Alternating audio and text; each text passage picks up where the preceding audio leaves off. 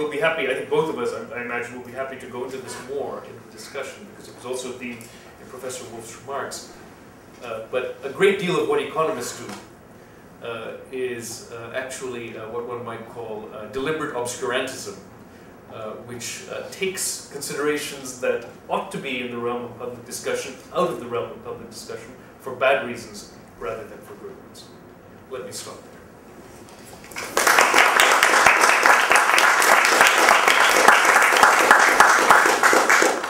So thank you to Professor Wolff and Professor Reddy. And many of the themes in both of your lectures, such as capitalism, human damage of poverty, systematic problems, rights-based framework, rights-based failures, individual agents, as well as how we analyze poverty, will all be part of the ongoing discussion here at the New School and with Amnesty International USA. So I invite everyone to continue on this journey to not only engage in dialogue, but also action, which you can find on the Amnesty International USA webpage. And now we're going to open the floor for questions. Yeah, my question is for Professor Wolff. My question is about competition as a motor force for capitalism. And as you talked about, an alternative system where labor control the surplus labor, how do you, as a collective, how do you see competition? What role does competition play in that? And if I might take the question a bit further, it might be out of the scope of this talk. But in chapter 3 of Marx's Capital, I guess one of the more philosophical, large philosophical hurdles on money, I guess there's a lot of competition shell around the concept of money, and how does that play in this idea? I guess I'm having a hard time moving into this realm of labor control, labor surplus, and these very ingrained cultural aspects of competition and money, and how they translate. All right, to take the big question, try to give you a short answer.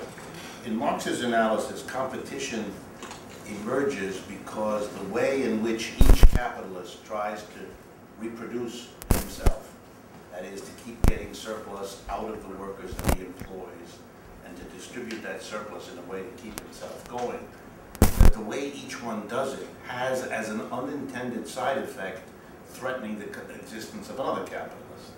And so the other capitalist must take steps to protect himself from what the first one is doing to reproduce himself, and the tension that builds up between these two as they try to survive produces what we call competition.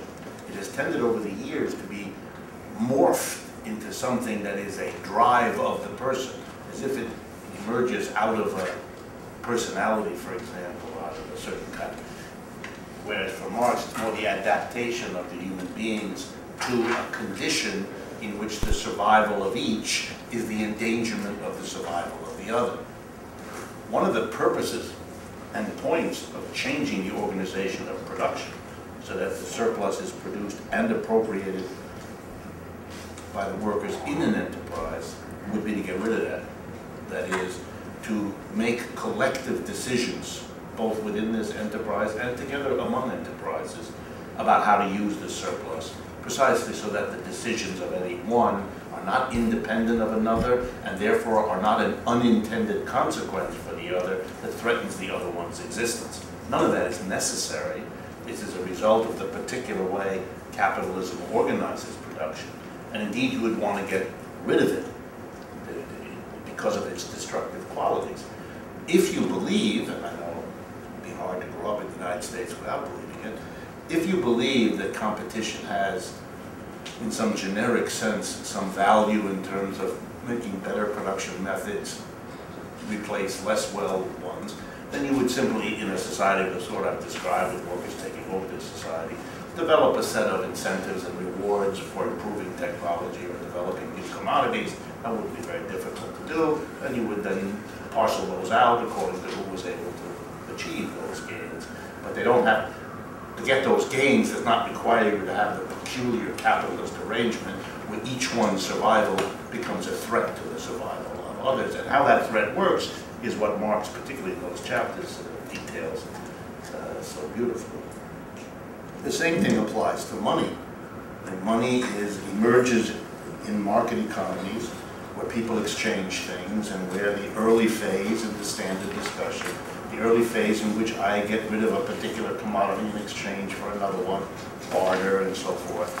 As it grows, as it becomes more important to a community to produce not the things it itself consumes, but things that it exchanges for others, then the facilitation function, the ability to be able to sell what you have to sell, even if you can't at that moment find the other object you want, that you now designate, if you can agree on it, and it typically, historically, takes a long time, you designate one thing, gold or whatever it is, to be the thing everybody agrees to sell for because everybody else agrees to allow it to be the mechanisms to buy. That allows you for a break in the time-space continuum between selling what you have to sell, which is necessitated by harvests and other conditions, before you are necessarily ready to buy. So it's an immense facilitator, but in the usual dialectic, what facilitates can also undermine.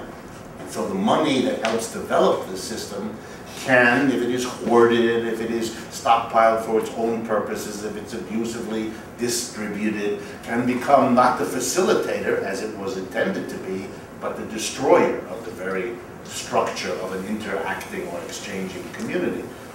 That has meant that, like with everything else, money has always been the complexity that is a combination of facilitating and undermining. And the attempt of every society, conscious or unconscious of what it's doing, has been to try to get the beneficial results of money, the facilitating effects, the ability to expand exchange, and somehow control and limit the awful consequences of money, the way it can undermine, destroy, through inflation, deflate, and so on, all the good things that come out of it. And that's been a struggle of all societies to manage, but that's true of all the institutions human beings develop. It's the institution of the market is the same thing. In some ways, the market facilitates growth, development. In other ways, it destroys it.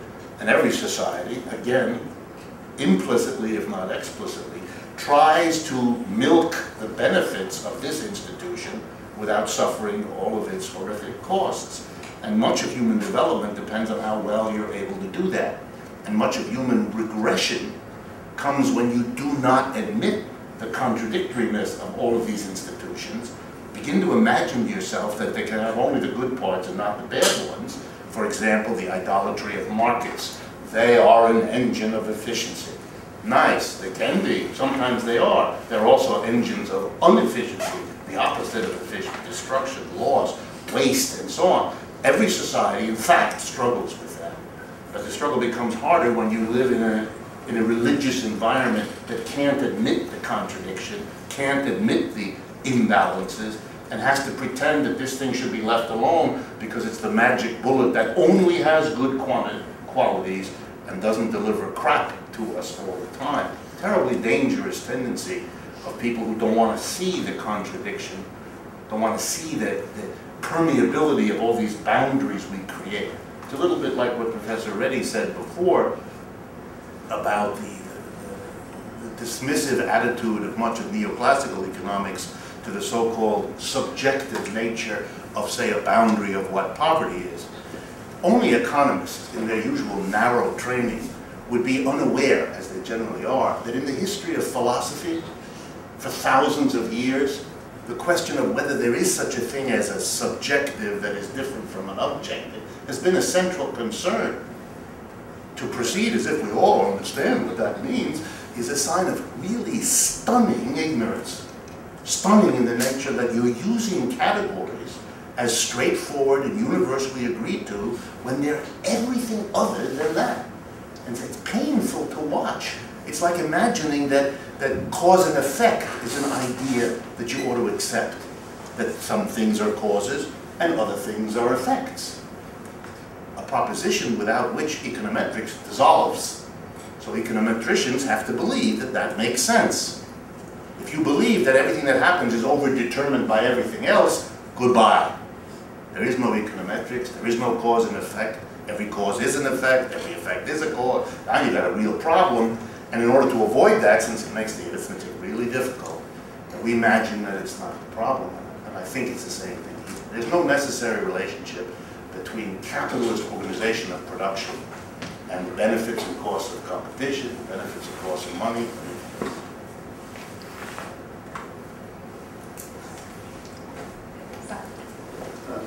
My question is for Professor Wolff. Professor Wolff, during the Great Depression, for example, in this country, there were solid organizations, like the Communist Party, unions were strong. But considering that this is the second downturn, and unions in this country are not as strong, there aren't, vibrant left organizations. Do you think things like Occupy Wall Street represent a kind of rupture or like a resurgence of the left in this country, or will we take another Keynesian turn? That's a sad prospect that you constructed. Okay. Yes, in the 1930s we had the most explosive union movement the United States has ever seen. You kind of understated it. Something called the Congress of Industrial Organizations sweeps across American industry, auto, steel, chemical, rubber, organizing millions of workers in the depths of a depression. Amazing. We never had that before, never had it since. And they represented a real power base and a real political threat to the Republican and the Democratic Party. And you're right, they had a strong socialist party, they had a very strong communist party, heavily interwoven with the trade unions so that they were a bloc. They could and would work together because they had overlapping leaderships. The people loved about it. And they're the ones who helped make the government response in the 1930s so dramatically different from what it is now. I mean, let's remember, in the middle of a depression where unemployment was 2.5 times what it is now, it's much worse, when there was no money to be had like we are hearing today, the President of the United States created the Social Security system, a monstrously expensive program that benefited mostly middle and lower income people. He created the unemployment insurance program. We never had that before. A very expensive program for unemployed people. And biggest and best of all, he created a federal employment program. Between 1934 and 41, it hired 11 million American unemployed people.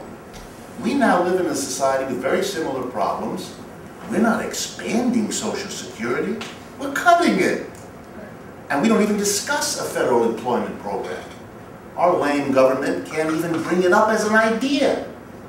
Neither the Republicans nor the Democrats propose. Each one is wondering how best to create the incentives for the private sector to employ more people, even though the incentives for years have produced none of the solutions to unemployment that were promised. So yeah, that's a testimony to what it means if you don't have a trade union movement, if you don't have a socialist party, if you don't. And for those that may not know the numbers, employment, private sector of the United States, unionization, now accounts for 6.9% of private sector workers are represented by the union. Okay? 94% of our private sector, that's our larger sector, private sector, are not in a union. Only in the minds of Republicans and half the Democratic Party is the proposition the strong union movement is going to do something, fill in the blank, is a fantasy concocted to persuade Americans that there's a danger where there's nothing. So yeah, it's a terrible situation now, and I think that the answer is that's why we have a different response to the austerity being imposed here from what they do in Greece or Europe or other countries where they're out in the street and having general strikes and all the rest. It's taking much longer here because we don't have the organizations to mobilize people quickly. We don't have the connections among people so we trust each other. We know how to get into the streets. But I don't think Americans are any less capable of this than anybody else, but it's going to take longer because we have to rebuild old organizations that are nothing or shells and build new ones. And that's exactly what Occupy Wall Street is doing.